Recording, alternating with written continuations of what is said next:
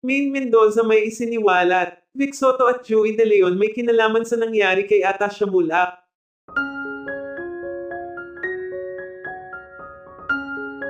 Patuloy na sinisiyasat ng otoridad ang nangyari kay Atasha Mulak.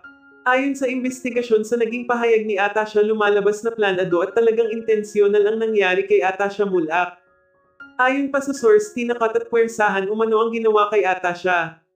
Ayon sa naging pahayag ni Atasha, hindi umano ito nakapagsalita agad dahil sa natakot umano ito na pati pamilya niya ay madamay. Alam umano niya kung gaano kalakas ang impluensya ni na Joey De Leon at Vic Soto kung kaya matagal umano itong nanahimik. Ngunit sa pagdaan umano ng mga araw, tila hindi umano patulugin si Atasha sa mga pinagdadaanan nito sa kamay ni na Joey at Vic. Hindi umano lubos akalain ni Atasha na ganun kabigat at kalala ang pagdadaanan niya.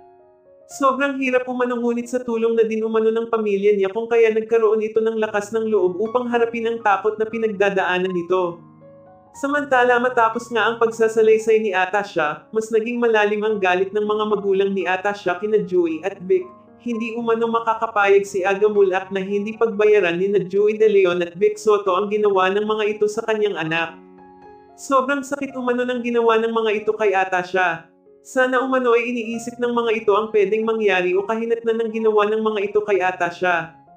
Malaking trauma umano ang dinulot ng mga ito kay Atasha.